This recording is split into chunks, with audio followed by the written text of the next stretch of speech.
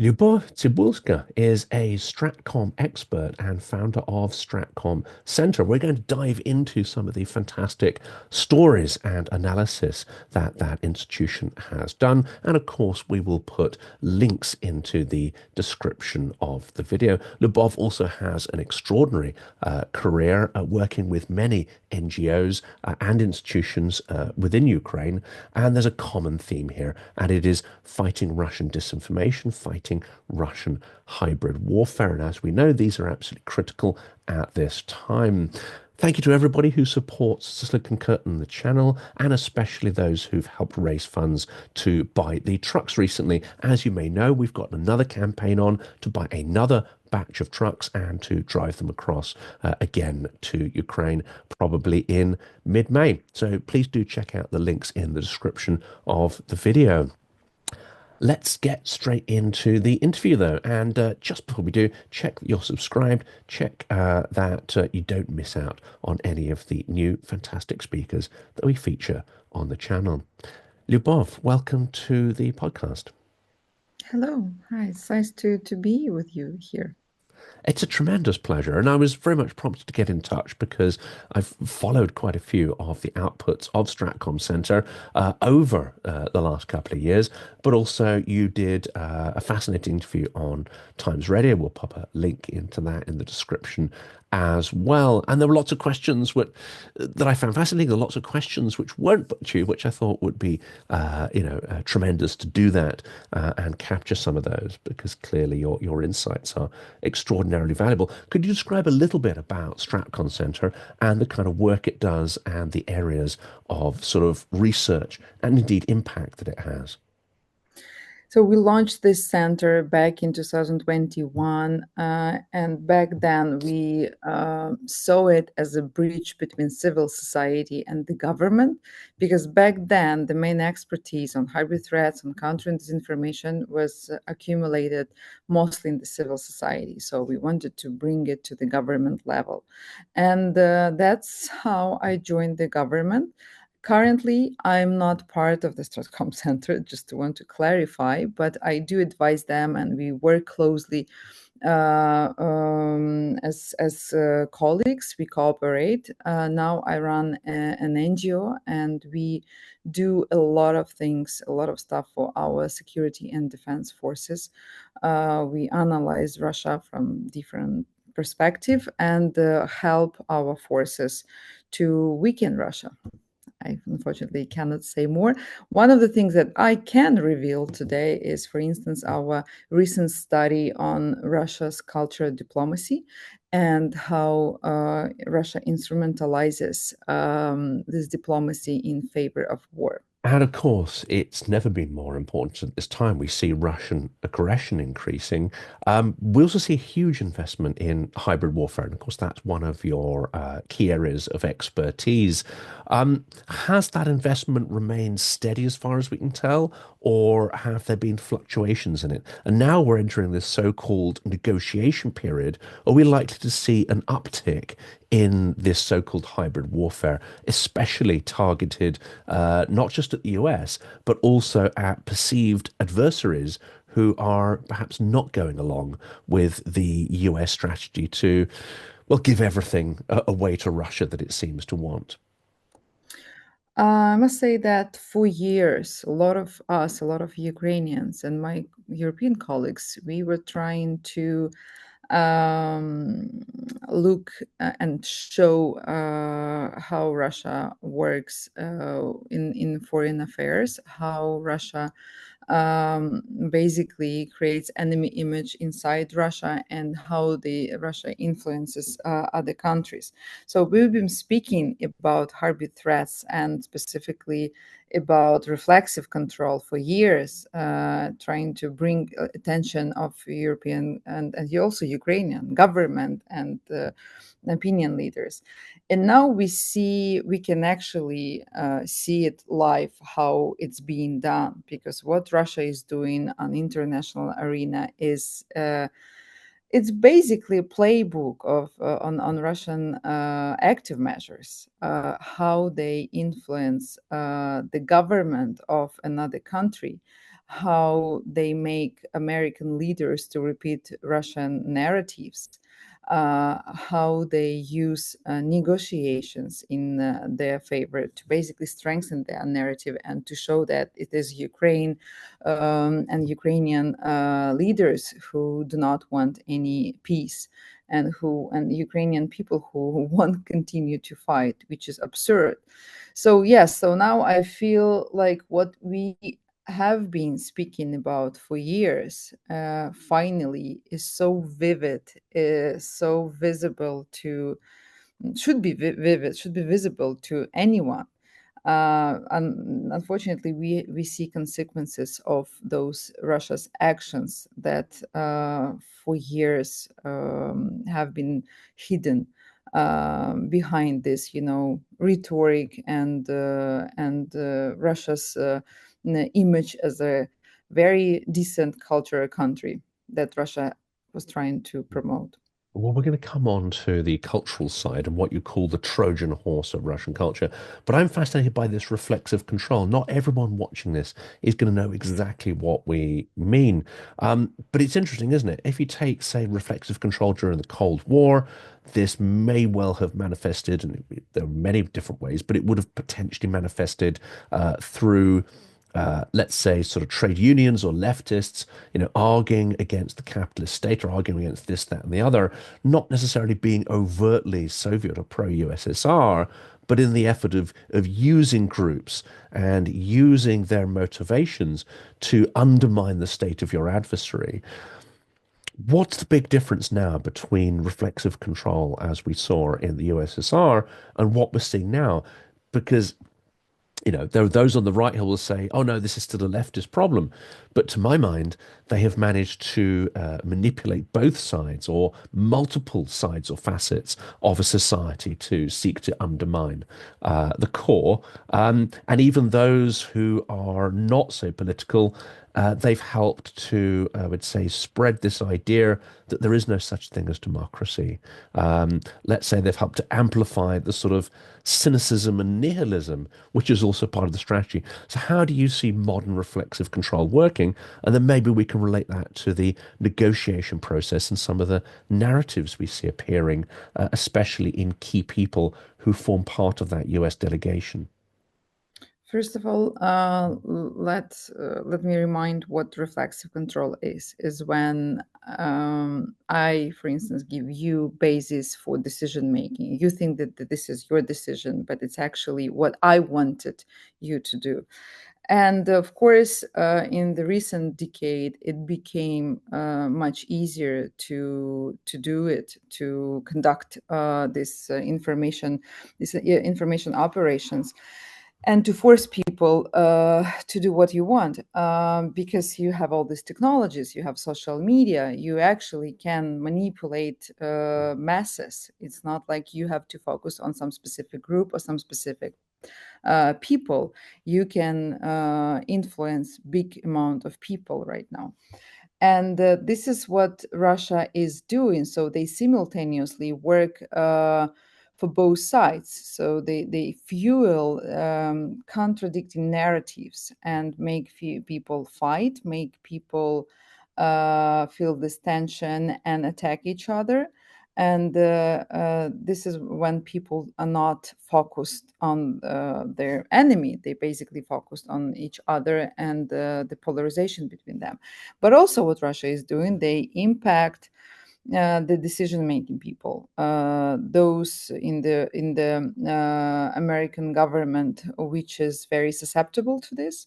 They know their profiles, they know their features, they know that they want to have this recognition. And when we speak about Trump and when we speak about Elon Musk, obviously they are eager for recognition. They want to be liked. They want to have fame, and this is what Russia is using. They basically have direct contacts with them.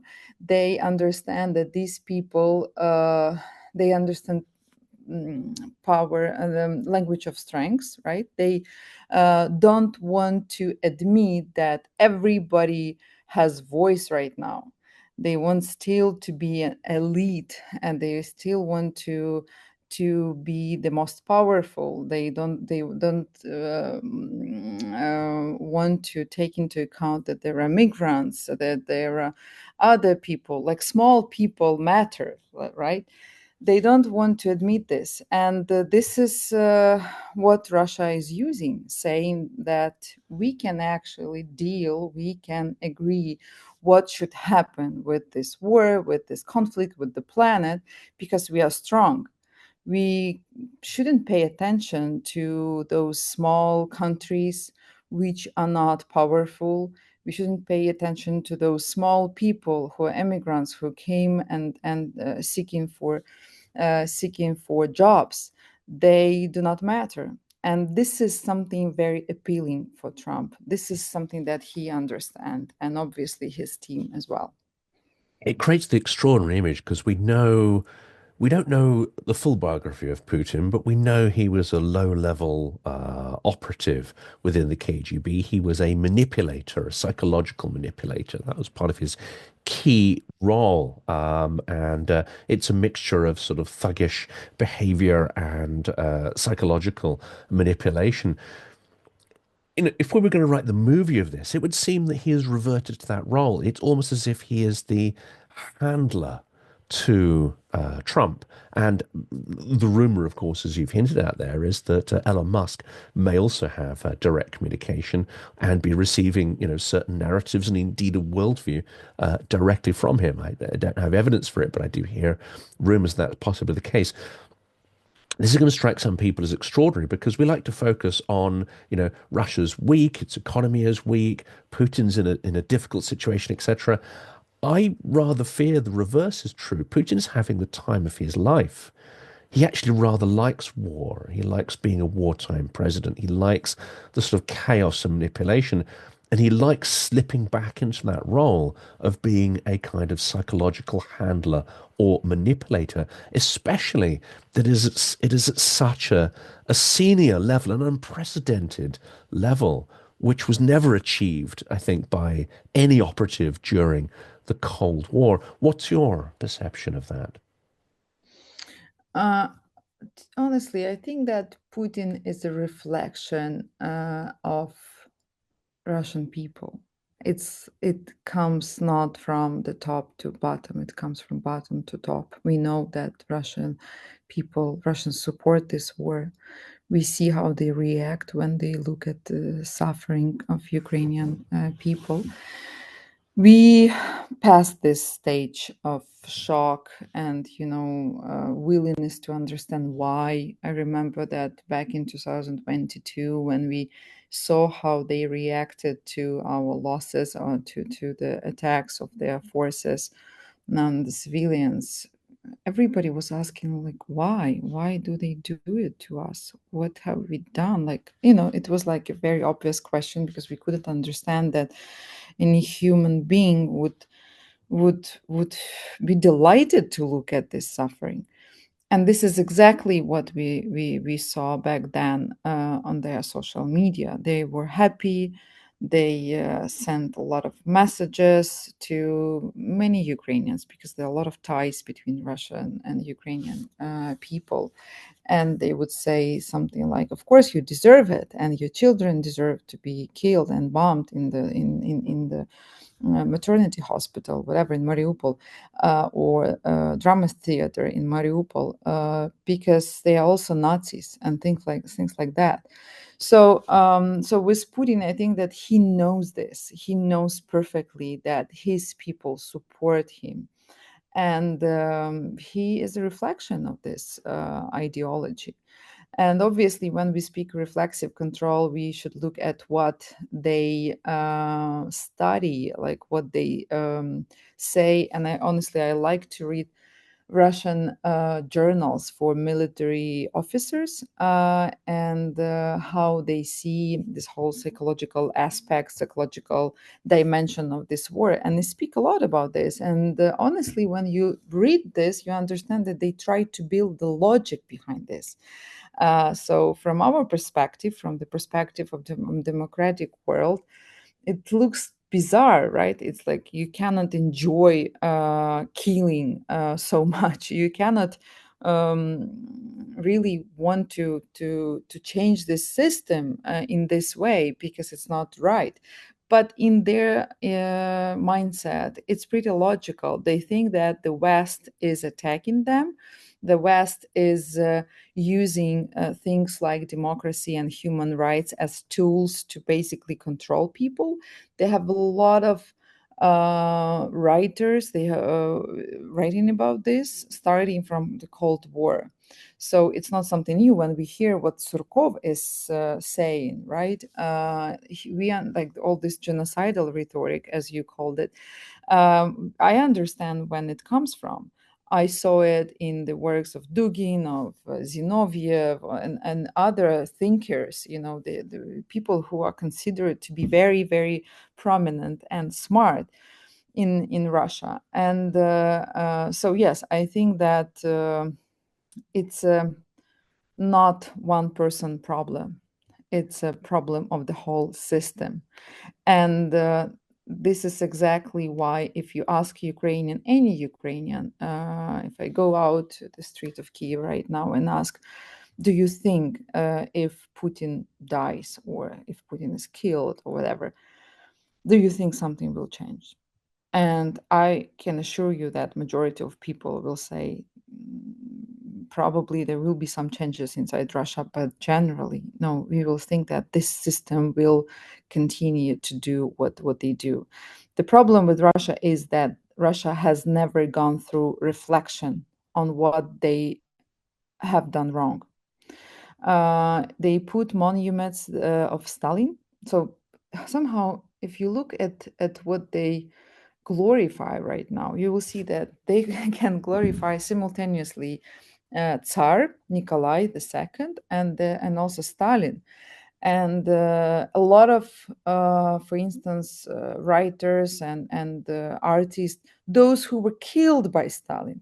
So somehow they can glorify them all at the same time, and they could put monuments of Stalin in every Russian city, which is insane, because he killed so many people. He was extremely cruel. He committed genocide against other nations, and they haven't gone through this reflection. They haven't admitted their mistakes, and this empowers them to commit these crimes again and again. And this is the problem.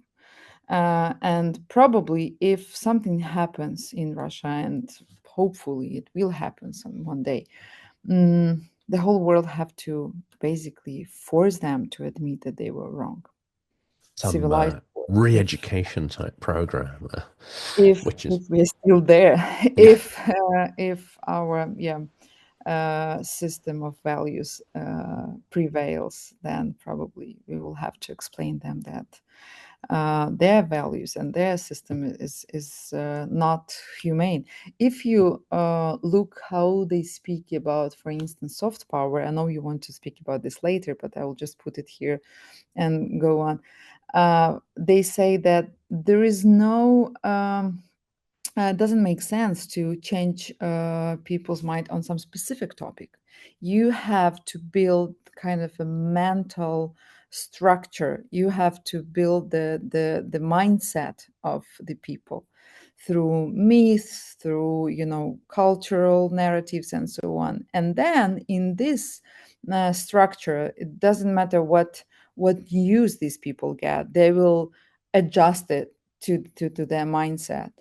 And they speak that this is exactly why we have to promote our soft power. We have to promote our culture and all these things, and to show that we are a great country, because it will increase attractiveness of our image, and this will help us to increase demand for our methods, for our way of thinking, for our mindset.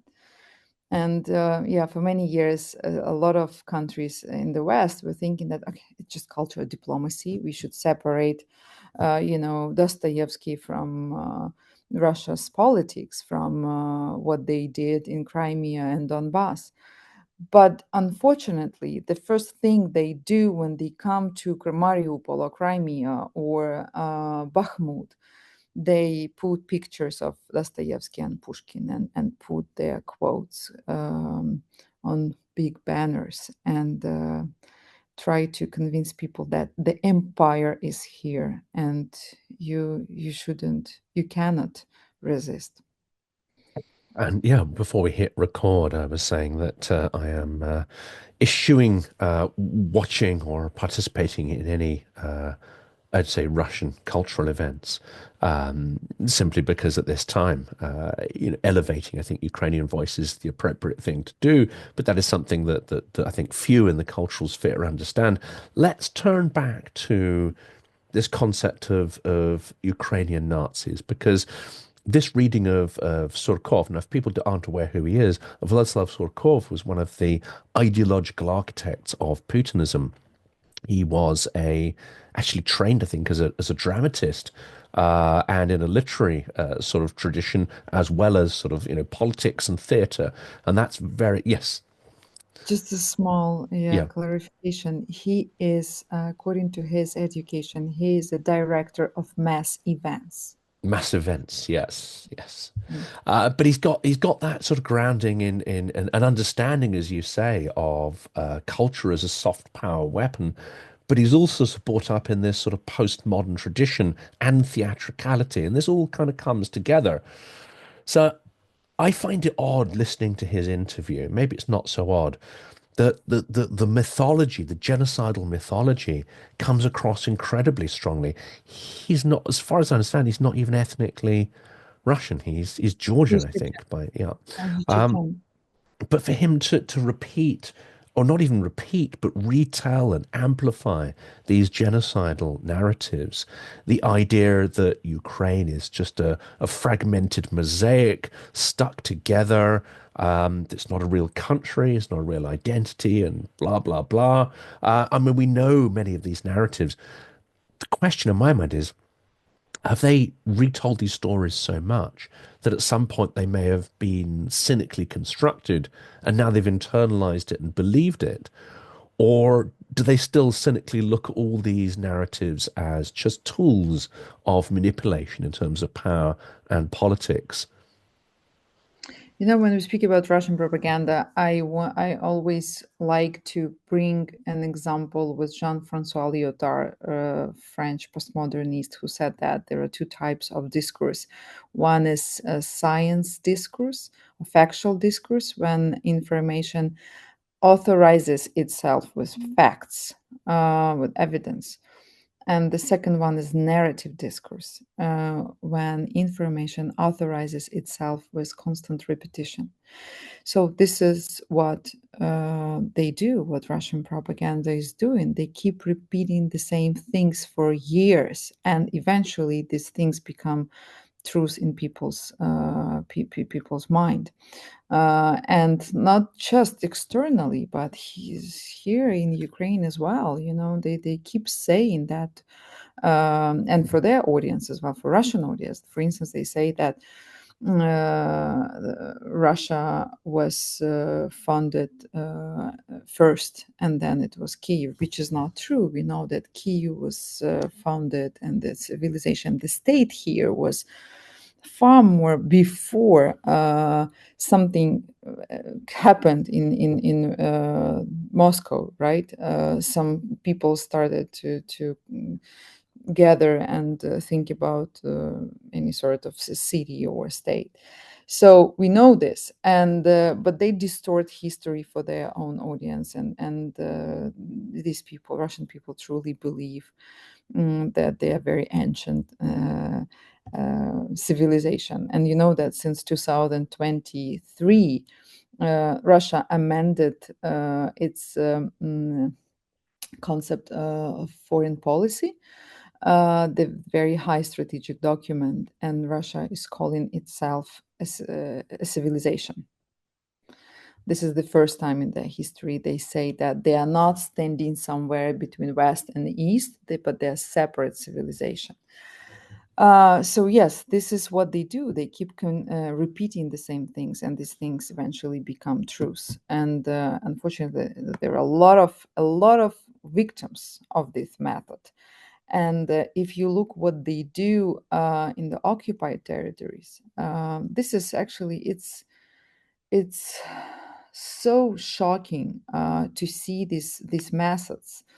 They obviously first they detain and then torture and kill those who are patriots, those who are activists or who are military and so on.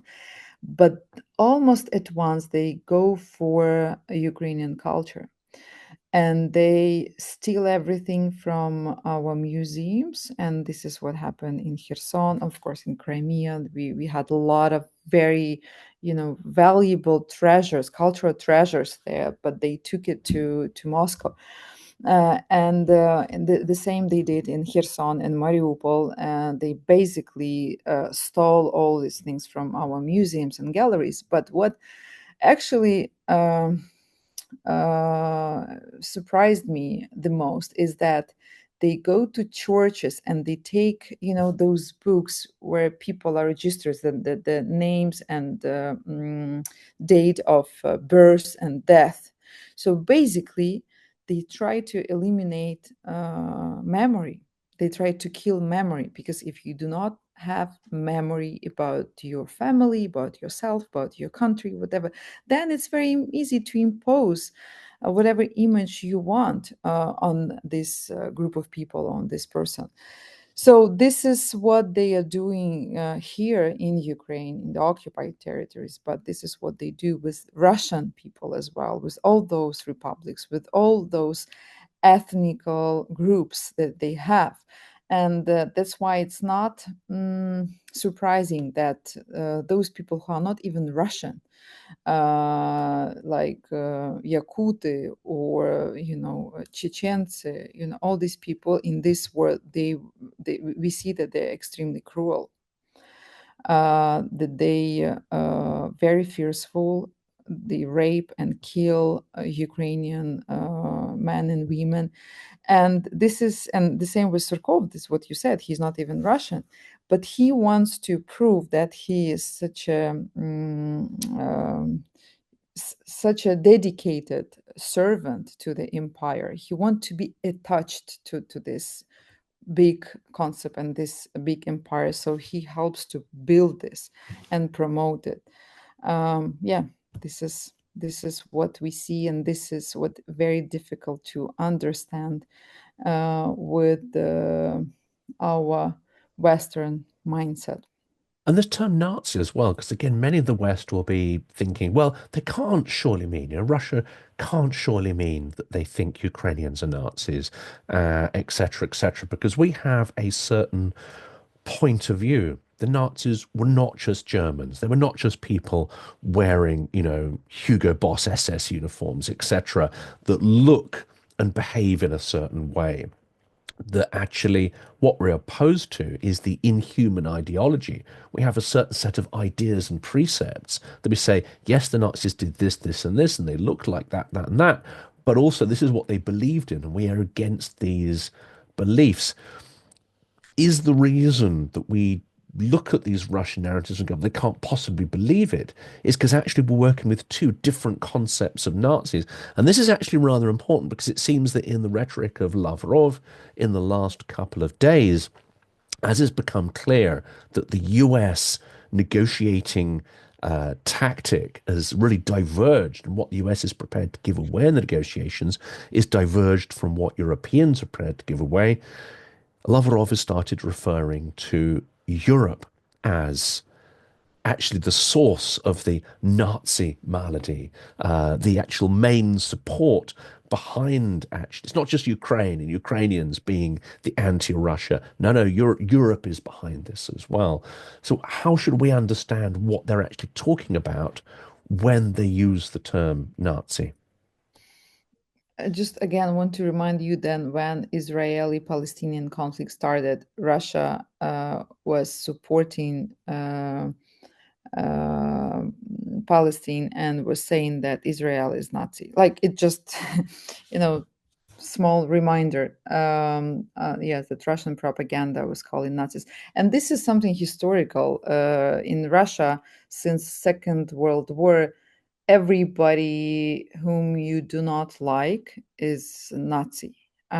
So they do not have to look at the origins, what Nazism means and who are Nazi. They just create an enemy image, and they call all those whom they don't like Nazis. And in 2017, I was part of a Ukraine Crisis Media Center, and we had this research. We conducted research called Image of Europe in Russian Media.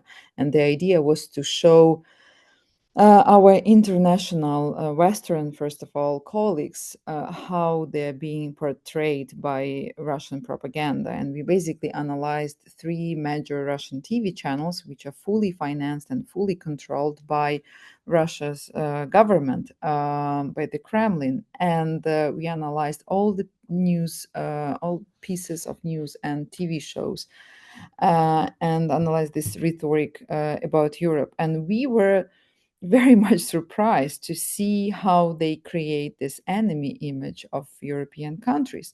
And back then, we knew that they call Ukrainians Nazis. But for us, it was not very clear that they actually portray European countries as Nazis as well. So they were speaking, it was like, again, it was 2017. And they were speaking about Baltic states as Nazis and Poland as Nazis, UK as Nazis. So it's just everybody whom they consider to be hostile to them, they are Nazis. So don't try to look at this concept, because they don't go to the origins of this. And by the way, I just want to add that back then we also analyzed Ukraine's image in Russian media, and we back then we've seen this rhetoric of dehumanization, and we were speaking about this a lot, that it cannot be accidental, it cannot be just things they say. It's not obviously freedom of speech. They're preparing something, because they dehumanize us to the extent when they do not treat us as human beings, and it cannot be done for nothing. So it was clear from the very beginning of this war that they were preparing for something big. And later in 2022, when we saw all these atrocities committed by Russian soldiers, uh, we realized that, and we got it from them directly. A lot of them were saying in their testimonies when they were detained, when they were captured by our forces, or when we were listening to their interceptions, like what they talked about with their mothers and wives. They said it directly that they were basically instructed to kill and rape people, not just by commanders, but also their media, because Ukrainians are not people and you can do whatever you want. And we have a lot of testimonies, and hopefully one day we will have a trial and we can bring these propaganda people to justice as well, because it's also their fault. We have to understand that that they are the ones who are responsible for this. And yeah, we have these testimonies where Russian soldiers are saying that I was told that it's okay, that we can rape and torture them, because I mean Ukrainians, because they are not like us. So it has all this rhetoric has very concrete implications, very concrete consequences, and we have to develop methods, ways how we deal with it, because we cannot normalize it. We cannot just make it, oh, well, this Russians speaking about Nazis, this is something very usual. It's not usual. And of course, I think people fail to appreciate that this isn't just some media outlets and some propagandists in order to create this sense, this dehumanizing sense. It takes huge investment over multiple platforms. Excuse me, it's getting over a cold. Sure, sure, take your time. And that includes literature, that includes film, that includes soap operas. You have to slowly dehumanize. You have to create caricatures of your opponents. You have to make them look less like yourselves. And in films, this could be casting them as peasants, servants, especially thieves, and people who actually you have either, don't equate to yourself or your status, or actually look down upon or condemn. This effort, I mean, what's your sense of how long this sort of dehumanization of the Ukrainian character in Russian sort of popular culture has been going on? And what's the scale of the investment? Because surely, if this is being the project, and it seems, I've been watching some of this cultural output for the last more than a decade, and it's definitely there. We're talking about literally hundreds of thousands of people being involved in this project, many of them consciously, subconsciously sort of doing this.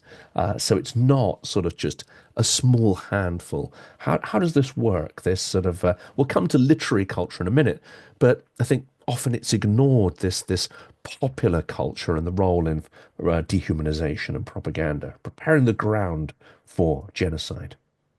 It's a huge machine. In Russia, it's a huge machine which involves a lot of people. And if you look, if you watch Russian movies or Russian TV, um, I can guess. I think that you will feel that they kind of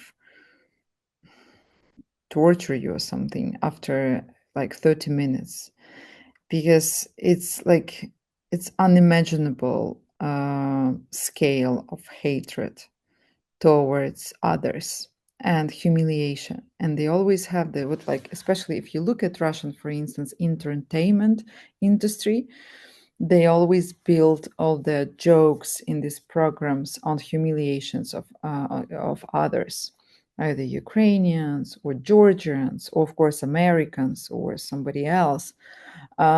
This is something that they do, and I remember that when I looked doing that research, I looked at what they were showing in their humorous program. I was literally shocked the way how they can humiliate other countries. We kind of got used that they portray us as servants, as stupid, as whatever, you name it. But they did this the same with other countries as well. They always want to show that they stand higher on this hierarchy, and others are dumb, others are treacherous. This is one of the narratives, by the way, about the British people. And we have we had a video clip on this where we put together a lot of episodes from Russian TV showing how they portray UK people. So yeah, this is something that they do a lot, and it involves a lot of efforts and a lot of people, unfortunately. And if you want to find out what the budget for this is, you won't be able to do it. uh, we tried once to look how much money they spend on all these movies and propaganda. It's impossible. They hide these figures. Because these figures are extremely high, and they might decrease support of their medical system or whatever, but never propaganda. Propaganda numbers are only growing. And this is, we'll end on the sort of, cultural Trojan horse, but to loop back to negotiations, you have on the Russian side a clear purpose. Now, it might adapt and change based on circumstances, but the clear purpose is expansion. The clear purpose is to absorb and then eradicate other nationalities and identities, again, as part of an expansion process. how does this reflect in the negotiating team? Because on the one side, on the Russian side, you have a clear set of maximalist objectives, but you have a bunch of seasoned spies, negotiators, and manipulators. On the American side, it seems we have people who barely understand anything of the local historical context, do not speak Russian. In fact, the only person who had some even vague notion about what was really going on, despite some of the problematic things he said, is General Kellogg. He has at least some sense of sort of values and perspective in this. And of course, at the request of the Russian delegation, he was removed from the team.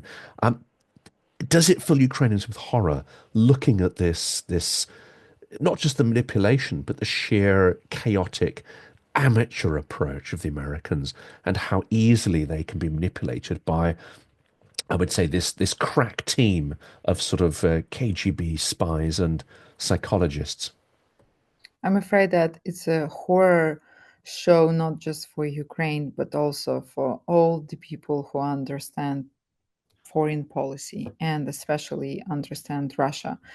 And for us, it's so uh, astonishing that America brings those who have no experience in foreign relationships at all, and who once meeting Russians and getting all these, compliments from Russian side, start speaking Russian narratives, start basically repeating Russian narratives, and again they repeat this same thing, like, I've seen his eyes, there is no evil. We remember this phrase, right, from history. And we basically now see the same, like, we met with Russians, I met with Putin, and I tend to believe him. Yeah, this is obviously very demoralizing, but it also kind of humiliate the whole system of diplomacy, and foreign relationship. And I think that it's a horror for many European countries to watch this. Yeah, and now we observe that every day American leaders, they kind of they're equipped with more and more Russian narratives. And my guess is that they will just have to go through this path of having Russia as a partner, and only then they might understand that you can never trust these people. Why Ukraine is so stubborn, and why our president behaved the way he behaved in that meeting in the Oval Office, because we know Russia. And when we say we know Russia, you better trust us. We've been here next to Russia, next door to Russia for so many years. We were trying to build relationship and partnership and be friends and be families and whatever. And we see that it's impossible because they always want to prevail. They always want us to either become Russians or just to eliminate and just destroy us as Ukrainians.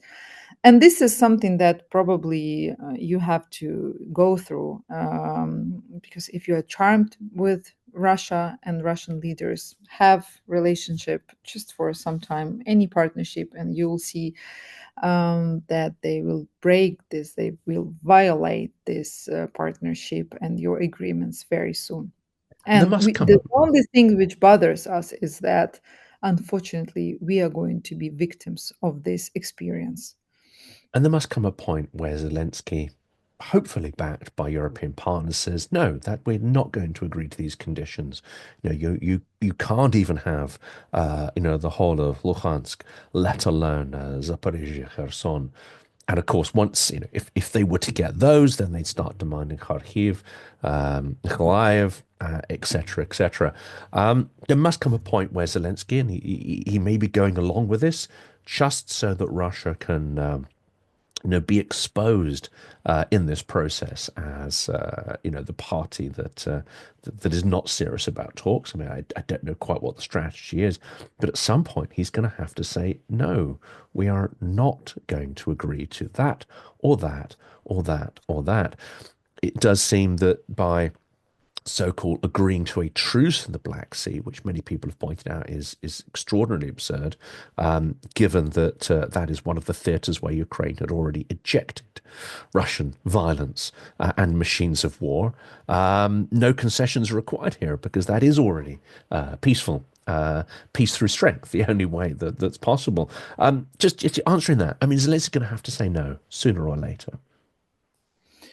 Uh, Zelensky knows that his people, Ukrainians, will not support this idea. And again, I keep repeating this, that it's about people. We know what Russians are doing to our people on these territories. And if you look at the map, you will see that Russia doesn't actually need more land. Russia kind of have enough. And this is something that we have been trying to explain to our partners who are like, just give them Donetsk and Lugansk and give them whatever they want, and then it will stop. It will not stop. We know that it's not their purpose. They don't want, believe me, these lands are currently are so bloody, like literally covered with blood and bodies of both armies. These regions are so much destroyed that it's, believe me, it's not about these pieces of land. It's not about this. Their goal is to destroy Ukrainian statehood. Democratic Ukraine as an independent sovereign state is a threat to Russia. That's why they try to basically dismantle our statehood, our identity. They try to kill whatever they can reach, like Ukrainian language, libraries, museums, and so on, everything which represents our culture and our identity. And then if there is no identity, there is no memory. And then if there is no memory, they can impose whatever identity and whatever idea or narrative they want. So this is something that probably not many people understand, that they don't need these regions. They don't need this Lugansk and Donetsk and Zaporizhia, whatever pieces. And they might say this because if they get it, then it's going to be easier for them to move forward to Kharkiv, Dnipro, Kiev, and so on. It's a And again, salami people slicing in tactic. these Yeah. territories hate them.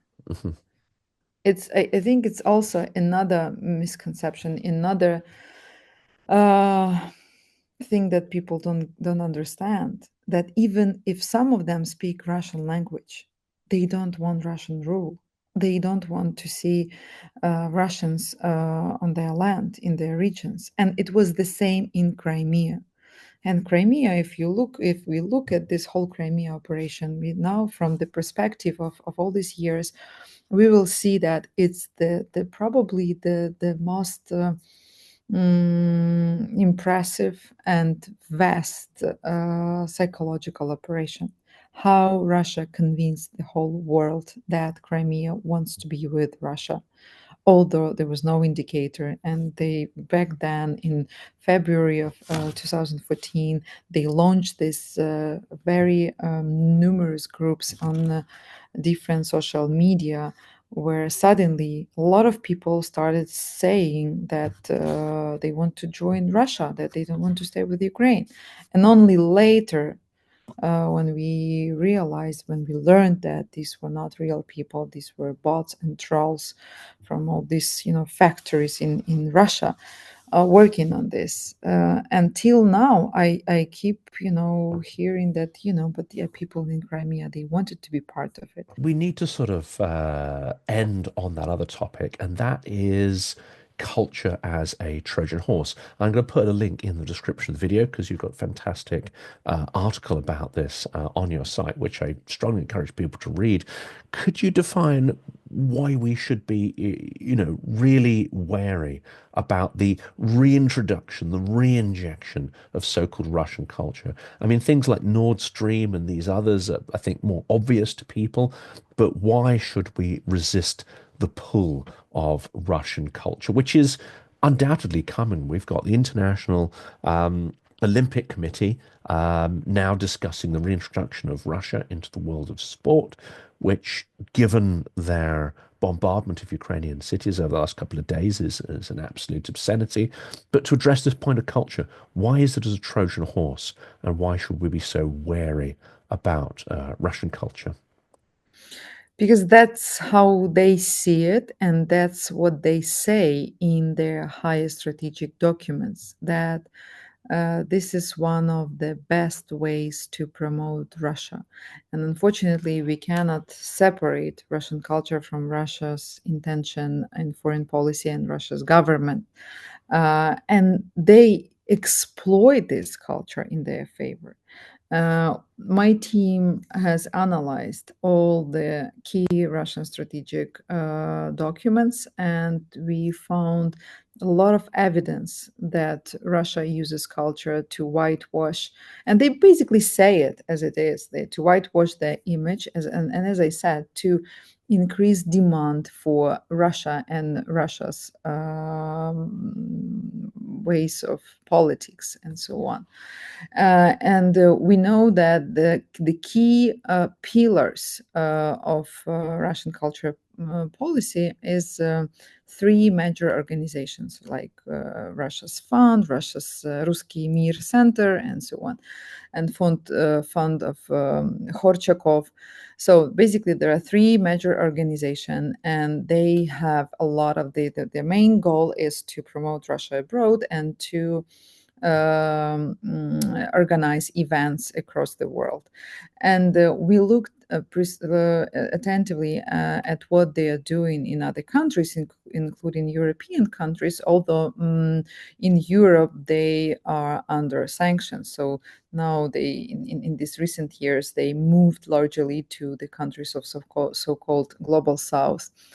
But when we looked at it, we were very much surprised how they exploit classic Russian culture like Dostoevsky, Chekhov, and others to promote modern Russian narratives, specifically on Ukraine as Nazis and so on and so on. And I always encourage people to actually go deeper and, for instance, to read Dostoevsky attentively, carefully, what he said. Because if you really read him, you will see all these narratives. And the main thing that Dostoevsky did to modern Russians is that he gave them the feeling of exclusiveness, that what is allowed to them is not allowed to others, that they can actually commit all these things, all these genocidal crimes and so on.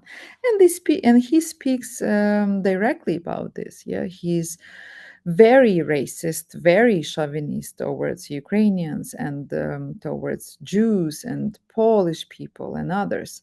So again, Russian culture currently is being kind of a curtain, or this shiny, beautiful horse which they present to the world, but inside there are tanks and artillery and Russian murderers who rape and torture people. I think that is a very powerful place to end on. I think people should also remember that Dostoevsky is an extremely traumatized writer. It's not romantic in any sense. It's seeing into the mind of someone who is really quite deeply psychologically disturbed, and that's the important thing perhaps to understand about Russia as well. Yeah, but I also will just add that if we look at some obviously talented writers, but those who supported Nazis, for instance, we kind of we have gone through this reflection. We do not. We might admit the talent of these people, but we cannot really promote them. We cannot really like them because we understand that these people were carriers of very different, very bad values. And this is something that we have never done with Russian writers, those who were carriers of these harmful ideas. And again, one of them, my favorite example is Shostakovich. So Shostakovich was heavily traumatized by Russian government, by Stalin's regime. Shostakovich would stand next to the elevator in his house, waiting for KGB to come and take him. He was fully dressed, having his bag with him, because this is what was happening. It was all his friends and colleagues, and he didn't want to be caught in bed, naked. He didn't want to be humiliated this way. So he would just stand and wait for KGB. It has never happened, but we know how much pressure they put on him, and how they basically forced him to support the regime. So he is the victim of this regime. But at the same time, current Russia, they kind of promote at the same time both Stalin and Shostakovich, saying that he is the great treasure that they have. That's right. And you know, writers who in any way sort of question, or don't fit into that narrative are conveniently made to sort of disappear and be forgotten as well. Lyubov, thank you so much for coming Thank onto the you. channel. I think the Pleasure. sort of mixture of expertise and passion you bring to this conversation is incredibly important. So I would hope to, have plan other episodes on the channel to try and bring this perspective to a wider audience. For today, thank you so much, and Slava Ukraini. Thank you. Героям слава.